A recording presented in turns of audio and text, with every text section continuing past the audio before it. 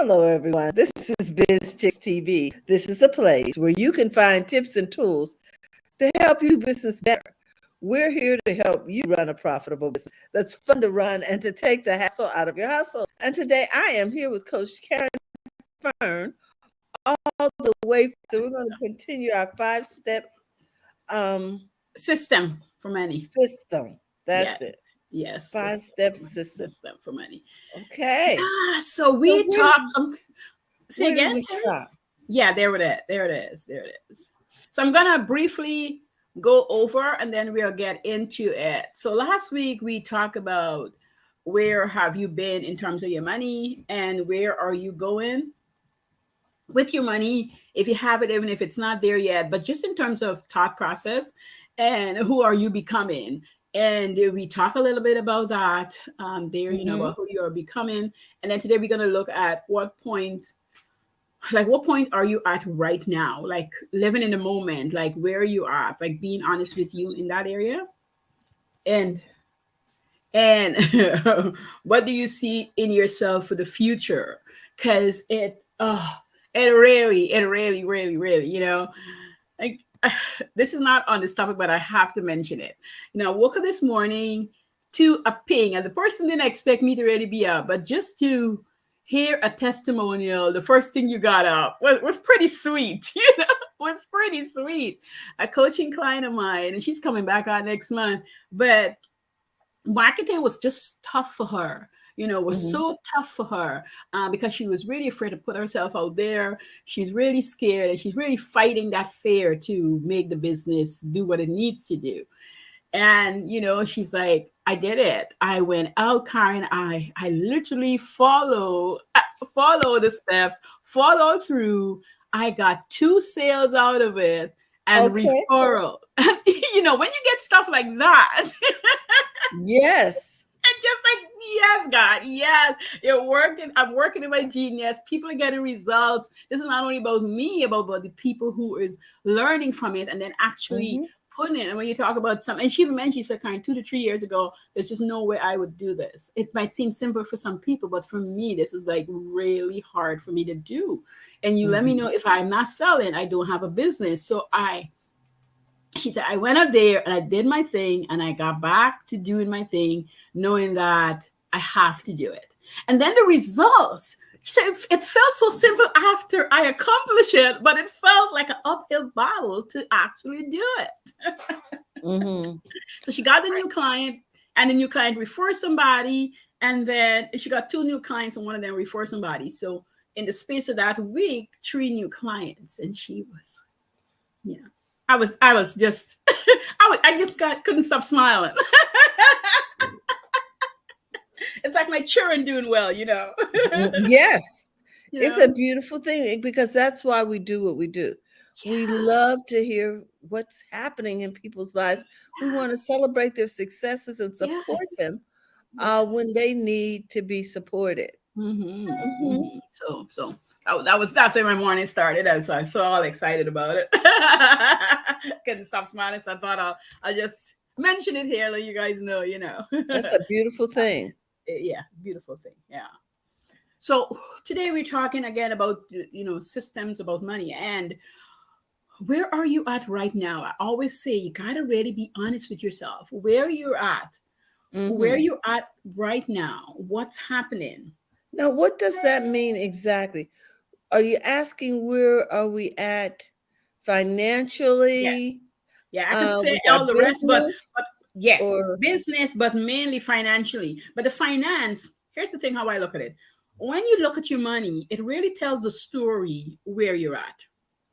When you look at your finances, it really tells the story where your business is at, because that's what we're talking about. And it talks about the quality of life that you're living, right? Not only because you got a lot of money in the bank, but because of the journey that got you there, right? Because of what we did or didn't do, that where we're in the spot right now. And yes, I'm aware that there's things that is totally out of our control. I understand that.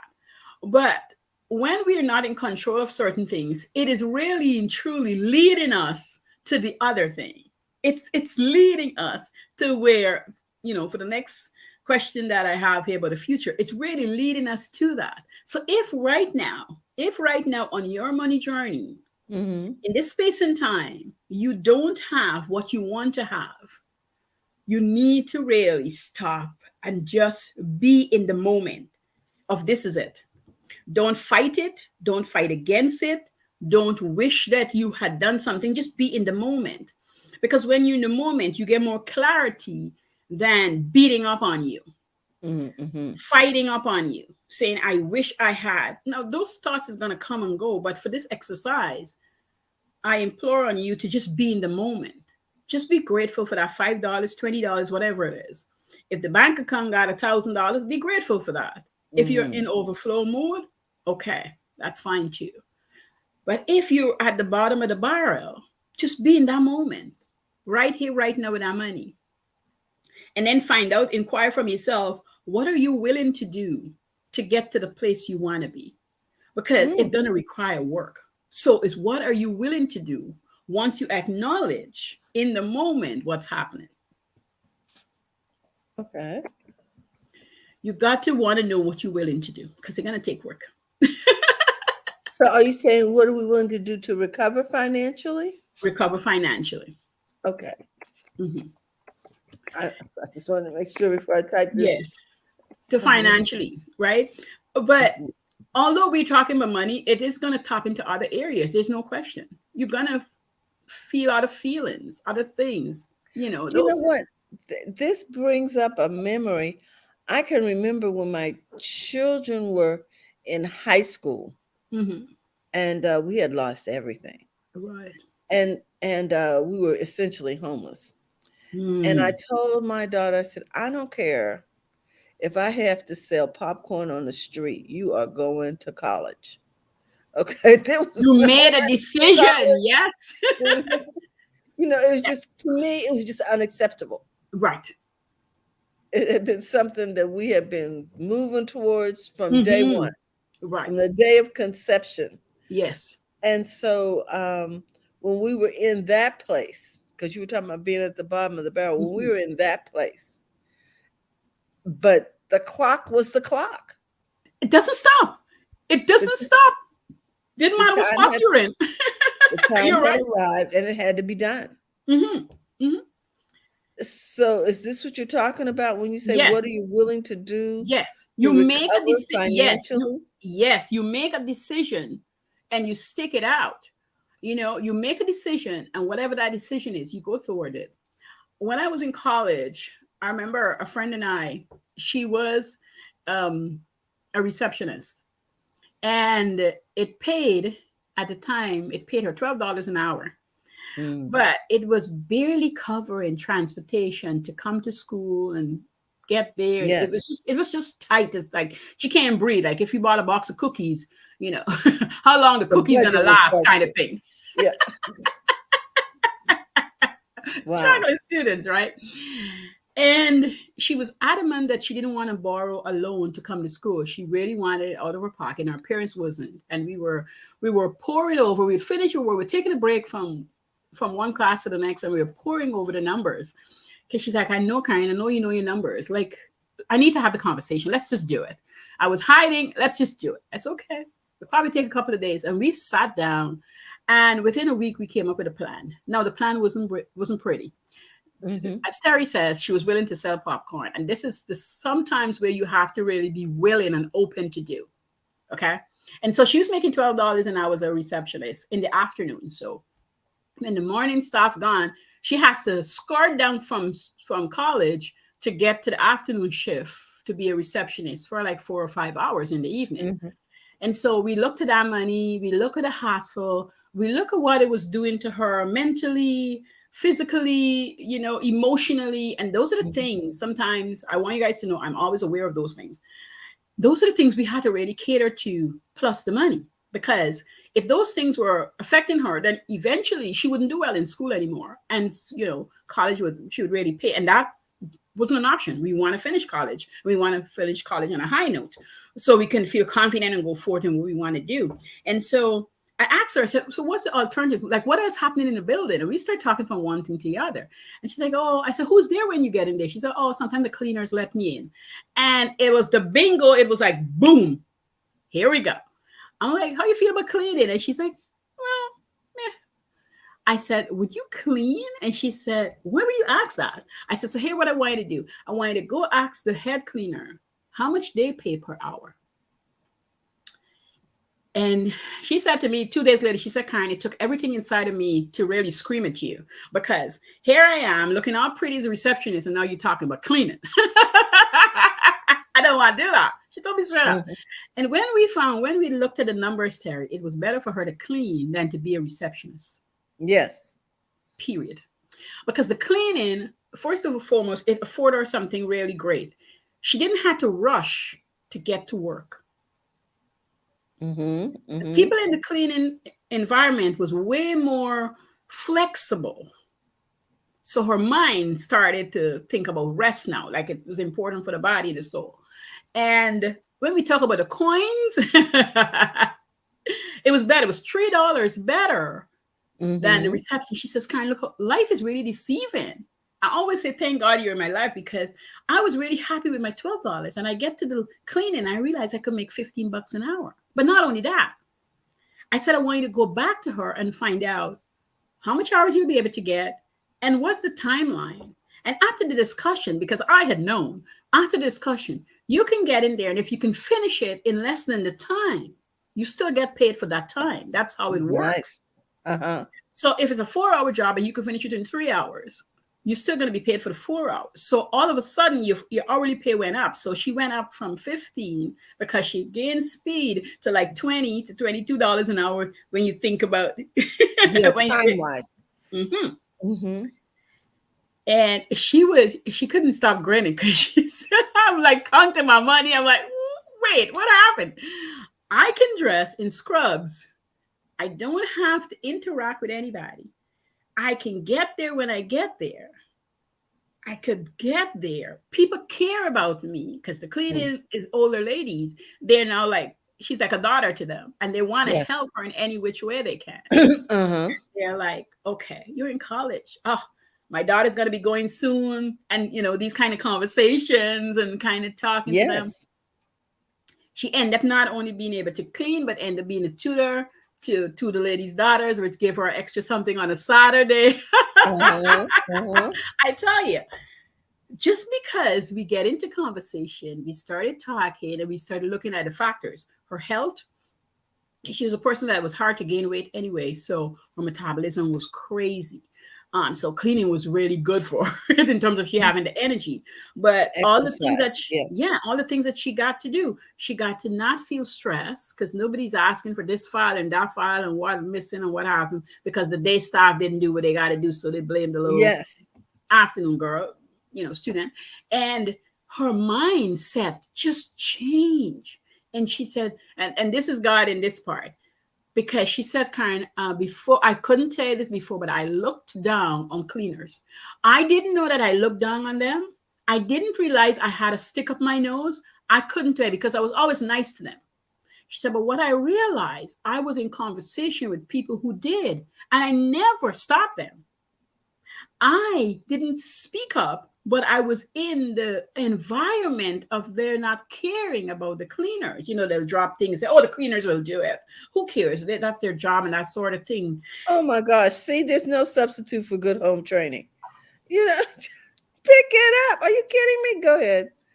So that taught her something. And she said, I started getting compassion for people in just different areas. Like I'll be in the mall and see somebody, and he said, I'm not a person who would drop things, but I was more aware. And if I see somebody else say, the cleaner has to do that, like put it in the garbage. She said, like, she started being more aware of people and what they what happened to them.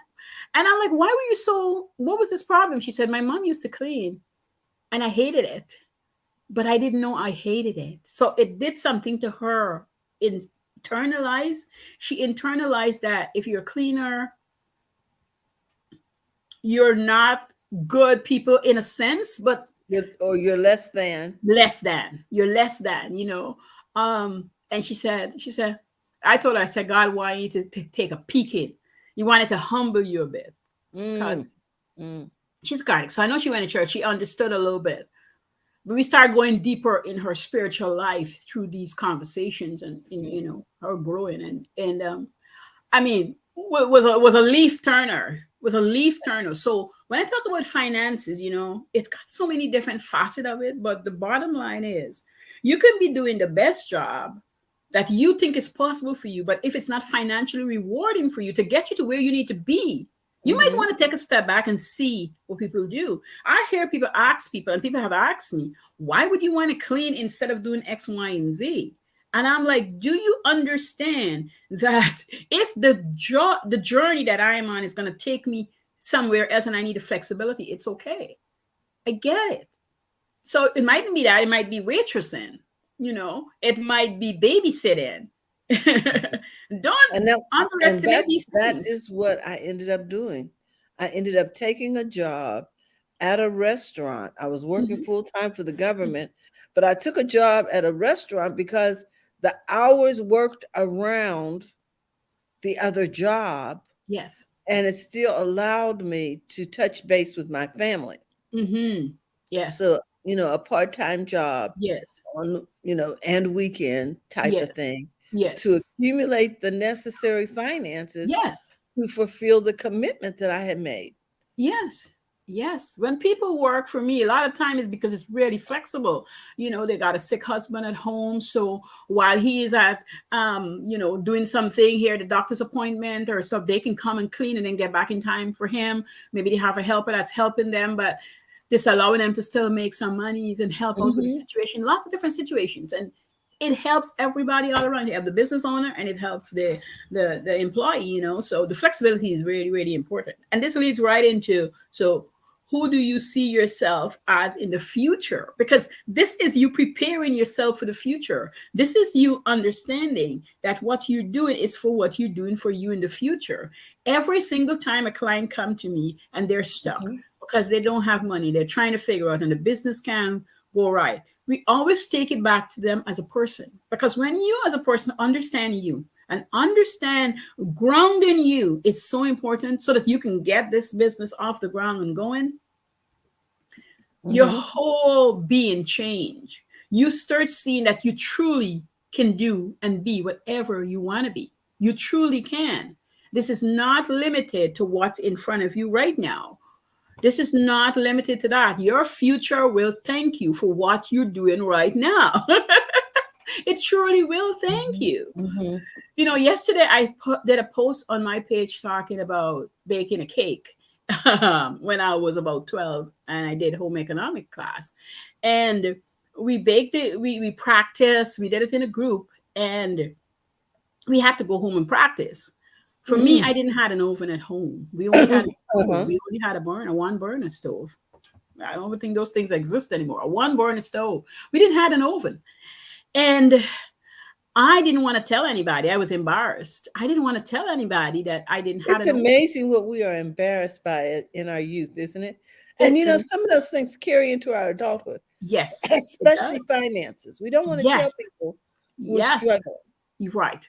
And if you're struggling and you say it out loud, you get it out of the way, then you get room to improve on yourself. You get room, Mhm. you get people to come in and help you. And so Yes. I remember thinking, how am I gonna practice? And I would mentally walk through the processes of preparing the cake, baking the cake, and the whole thing. And we had exams on all the stuff that we were doing. And anything on top of the stove was great to practice, but anything to bake, I couldn't bake.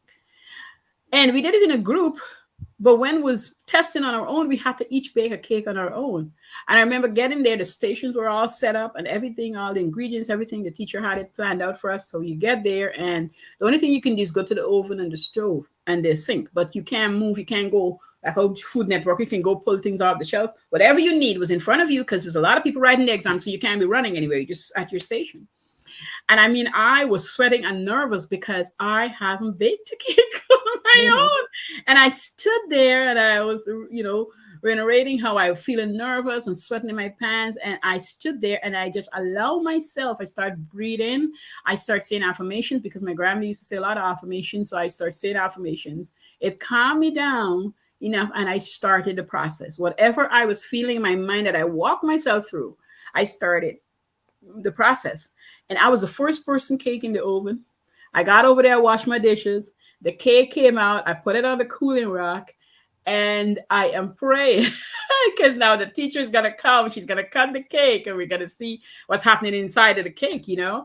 And I cut the cake, and she took a slice. She took off a slice, and she took a little piece and tasted the cake. And she didn't say anything, but she just and you know she's moving around and tasting everybody cake and what have you. Terry, I never baked a cake, and I think it was a 99.5%. Whoa. I stood there. I stood there, and she said, "Well done." Well, Caren, I guess you did a lot of practicing. And then I got brave enough, and I said to her, "I never baked a cake because I don't have an oven." She said, "What?" And then, you know, later she pulled me aside. She says, "Anything that you don't have, you come speak to me, and we will make it happen right here. We have tons of ovens and things. You could have been here practicing." After school, yeah. After school, but with shame. I was embarrassed. I was so embarrassed, you know. Well, but I think we don't know what we don't know. We don't know how Yes. people are going to react. Yeah. Everybody's not going to react the same way. Right. And we are sensitive Mm-hmm. when there's lack going on. Yes. Yes. Yes. There was so much lack around that I never wanted anybody to know. I never wanted anybody to know what was happening, what was going on. I was like, Listen, I showed up for work every day when I was homeless. Every day. Kids went to school every Yes. day. Nobody Yes. knew that we were Yes. sofa surfing. Yes. You know, when we Yeah. showed up, we looked the same. Yes. Yes. We were still smiling. We were still Yes. moving through it. Yeah. You don't want people to know, you know, and I always say she's like one of my greatest teachers because she, you know, she made it a point to come talk to me, and eventually I was able to tell her certain things, and she says, "Okay, this is your home away from home. Whatever you need." Mm-hmm. You might not like it, but I told her out a few teachers because you're gonna need some help, some support, yeah, yes. and some understanding. Mm-hmm. Yeah, Mm-hmm.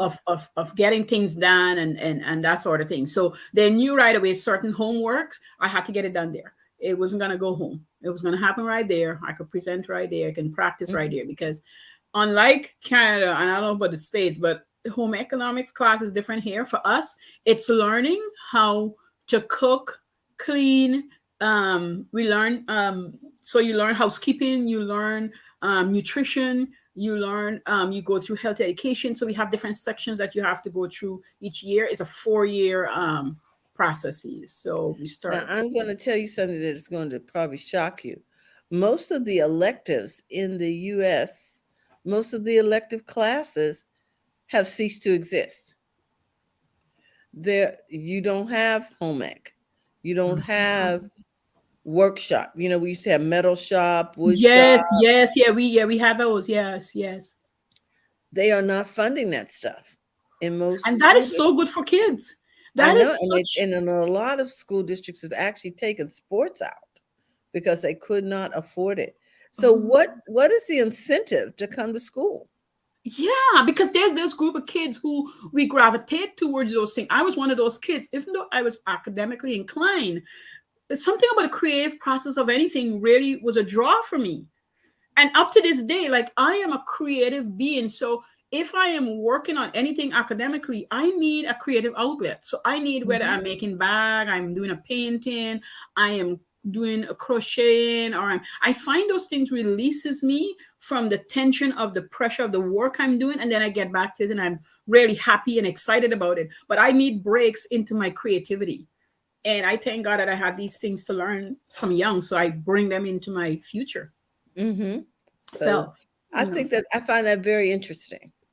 That how where are they supposed to learn these things if their parents are working, 2-3 jobs just trying to keep up, and then they're at home because of the situation recently over the last 2 years, they're at home on screen all the time. It's and that they're missing out on parts of Canada had shut it down. They shut down the woodworking for the same reason, saying that it can't be funded. This whole woodworking area in the school was closed, and all those equipment is sitting It's in just this. sitting there. I just didn't get it. Like the mechanic shop was closed. I was like, I had met with a teacher once, and he said, I told him I'll give my time extra just to have the kids learn. And he said they wouldn't have it because they saying the insurance will Insurance, cover it opening up after. the building, Yeah. union contracts. Yeah. They can't let teachers work for free. Yeah. So he says, I was willing, but they say they can't do it. It's more than just me. There's a lot of Yeah. implication. Yeah. Well, nice guy. Wow. He really enjoyed teaching mechanic and woodworking because he used to have Pierce had a class with him where they build cars out of wood. Oh, Yes. it was the class. The guys were just Boys, enjoy yeah. that class. When they closed that class off, kids were just didn't know what to do with themselves. Well, I want to say this about number 5. Who do you see yourself in the future? The words that you speak today and the thoughts that you have today that you entertain will determine who you are tomorrow. Yes. The decisions you make today, the words you spoke today, and the thoughts you entertain today determine who you're going to be tomorrow. So Believe that because Terry and I are on the upper side of the lower side of 50s. Okay, we're on that side, and so we have seen things in our younger days that we watch and experience live out itself. Yes, I refer to it as the fourth quarter. I am in the fourth quarter, and I don't want to have to do any Hail Marys, to get that ball across the line. Right. I'm excited about this quarter, Yes. and the words that I speak today. Yes. So important. You got to believe, you got to trust, and you got to be in the journey. It just works. It just works. It just works. I say this: keep a guard over your mouth. Keep a guard over your thoughts. Yes. Kick out any thoughts that aren't saying you're successful, saying that you aren't successful. They do not belong there. Don't entertain them. Don't let them stay. Yeah. Show them the door. Yes. Say what? No, you can't take up real estate. Ain't happening. No mental real estate for that. Because you want to see your future bright, exciting, customers everywhere, right, Coach? Yes. And I don't know about others, but I have had customers actually call me and I have not called them back. What am I thinking? On those days, you really got to get a grip and ask yourself, what am I thinking? Yeah. They are calling me for what I have. Yes. They want what you have. Something's going on up there. Yeah, because they're calling to remind you. Their call is reminding you. It's a hint. It's like, Terry, where's your stuff? Like, let's get it. Like, we want it. Like, we want to buy from you. This is truly where 10 people can sell the same thing, but we want to buy from you because we get what we need from you. It's way more than the cover up. It's the personalities, customer service. It's all these things. It's the way your product make me feel when I get it from Terry. And I'm telling you, it makes me feel some kind of way when they put it on too. It goes both ways. It goes both ways. You're like so Joyce. Yes, you want to be profitable, but a lady put it away. She sells purses, and she says every time I see somebody pass me with my purse, she goes, they don't know, but I'm like this, and they're walking, and I'm like this. And I remember I studied letter work in school. There was another thing they used to give us, study letter work. And I remember the first time I made my first letter purse. I was in awe that I punged and knocked and pushed in and stitched a letter purse. I was just amazed. The first time I made a sandal top, and I actually see the finished work. Like I did the macrame on the top of the sandal, and then the shoemaker come in and did the sole, and it was put together. And then I saw the sandals on somebody's feet. I didn't know what to do with myself. I was like, I was part of this process. And somebody Yes, an important experience. part.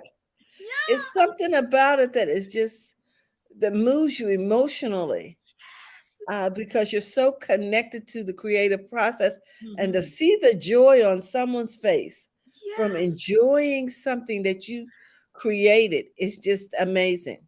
Amazing. Amazing. Amazing. So guys, these first 2 weeks we talk about the 5 step system for money. We talk about where have you been in terms of your money journey. We talk about where are you going?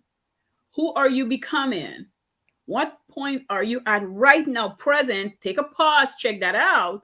And then who do you see yourself in the future as? Like, who's the future you? What are you working towards? How's it going to get you there? So, I was excited to present this, I'm always excited to chat about this. I want money to become so comfortable that you can talk about it and not cringe or be afraid of it. I want you to ask for what you need to ask for. Our tax guy was over yesterday and we talk because we always chat about tax, money, Hmm. bookkeeping, all kind of stuff we chat about. Really, I known the man for 29 years now. He's been doing my taxes. We're like family. And it's just really great conversation. And me and him were saying the same thing. We just want people to be able to be comfortable and not feel Hmm. cringe talking about money. Wow. There you go. So, guys, if you need to talk about your money, you want to get in touch with Coach Caren. She is at Profits in Daily. Anywhere on the net, you can find Coach Caren at Profits in Daily on her Facebook page. She is just Instagram. You can find her, and she has classes. Do you have classes coming up soon? Yes, coming up soon. I'm gonna have money management classes and a few others. A lot of things around Great. money, vision board, that sort of thing. Now that sounds like something we all need, money management classes. Oh my goodness. Yes, and we have Carlos in here. Good morning, Hi, Carlos. How you Carlos. doing this Morning. morning? So good to see you. We're about to take off, but we want you to know if you need help managing your money, contact Coach Caren Fern. She can help you with that, whether it's personal or business. Business. Finances are her thing. Yeah. Financial fit is good, and so is Mint. Keep track of your account. Oh, True. he's talking about some apps. The Yeah, the Mint, mint app. Yeah. and the I FinFit. didn't know. Oh, okay. Yeah, yeah. Thank you. Mint, yeah, mint is good. Thank you, Carlos. See, that's why you need a cheerleader, a coach, and a community, because the community knows a lot of things Mm-hmm. that can Mm-hmm. help you do Yes. better. Coach, Yes. we just want to thank you. Is there Oh, anything you're you want to welcome. say before we go? Money mindset is about to launch. You guys gonna get an invite. I'm doing like a little open house scenario later this month. Oh, this is Yes, fun. and just so feel excited about that. Sounds like a winner. Yes, Okay, well, we yes, look yes, forward to that. We yes. really do. And to Yeah, supporting you in all your endeavors. So, yes, guys, remember, it's okay to be successful in your business. yes. We're here Monday through Friday at 8 a.m. Pacific time, 11 o'clock Eastern Standard Time. And we wish you well in all your endeavors. And remember, go to the front of your Front own of your line. own line. Have a Yes, I great love day. Thank you again, Coach, for all that you do. We really appreciate you. Bye bye, everyone.